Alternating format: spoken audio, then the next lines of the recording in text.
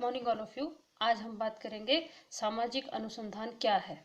सामाजिक अनुसंधान से पहले हम जानेंगे कि अनुसंधान क्या होता है। अनुसंधान जैसे कि अगर हम इसके अंग्रेजी अनुवाद पर जाएं तो अंग्रेजी में अनुसंधान को कहते हैं रिसर्च, यानी कि री धन सर्च। री का मतलब हुआ पुनः और सर्च का मतलब है खोजना। तो इसका मतलब हुआ अनुसंधान एक ऐसी प्रक्रिया है जहां पर हम तथ्यों की बार बार खोज करते हैं। तो अनुसंधान का मतलब हो गया कि किसी भी तथ्य के बारे में क्रमबद्ध व्यवस्थित अध्ययन करना ही अनुसंधान है।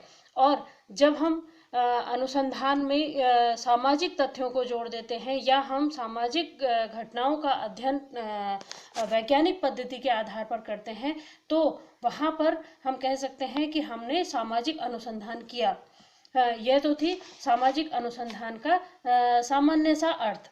अब हम बात करते हैं किसी भी अनुसंधान के कुछ चरण होते हैं। हमने कहा कि व्यवस्थित अध्ययन होना चाहिए, तो व्यवस्थित अध्ययन करने के लिए आवश्यक होता है कि हम उसका वैज्ञानिक पद्धतियों के आधार पर अध्ययन करें। वैज्ञानिक पद्धति के कुछ चरण होते हैं जिनके आधार पर चलकर ही हम क्या है अनुसंधान को पूरा कर सकते हैं। इसके मुख्य चरण मैं आज आपको बताऊंगी। पहला चरण है समस्या का चुनाव करना। किसी भी अनुसंधान के लिए सबसे पहले आवश्यक होता है कि हम किसी एक समस्या का चुनाव करें, नहीं तो हम अनुसंधान कैसे कर पाएंगे। इसके लिए आवश्यक होता है कि हम एक ऐसी समस्या का चुनाव करें कि जो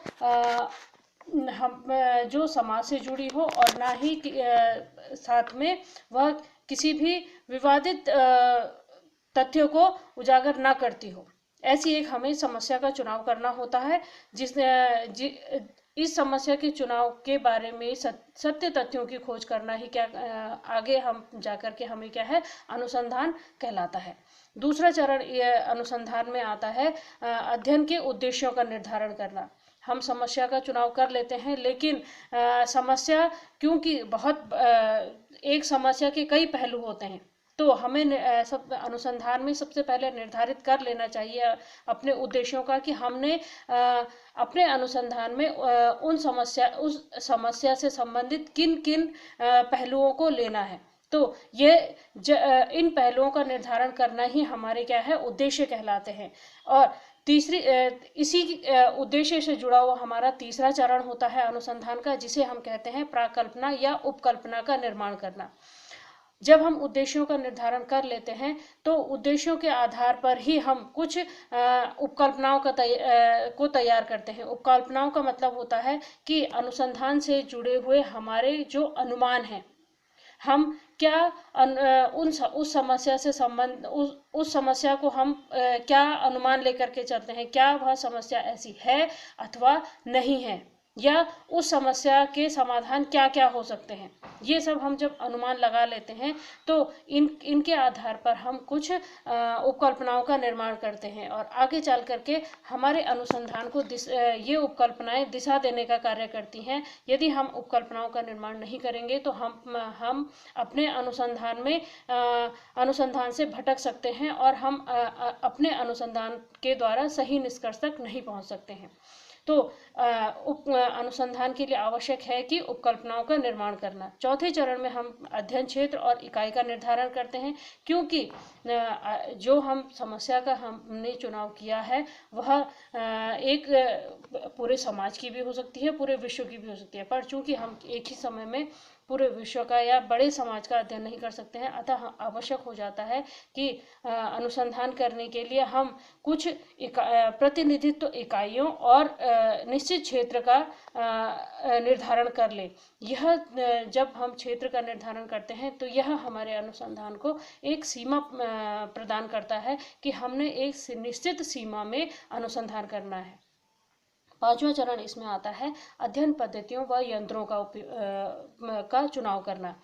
अनुसंधान का क्षेत्र व उद्देश्य उपकल्पना का निर्धारण करने के पश्चात आवश्यक होता है कि हम किन पद्धतियों के द्वारा अनुसंधान कर रहे हैं या हमारा अनुसंधान किस प्रकार का है। पिछले सेमेस्टर में हमने पढ़ा था कि अनुसंधान की कई पद्धतियां होती हैं। उन्हीं पद्धतियों के आधार पर अलग अलग उनकी तकनीकें होती हैं।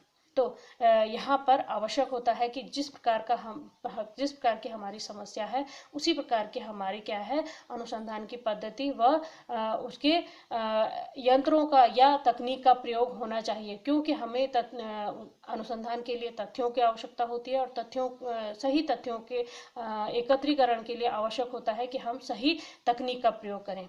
इसके पश्चात आगे अगला चरण होता है तथ्यों का वर्गीकरण, विश्लेषण व व्याख्या करना।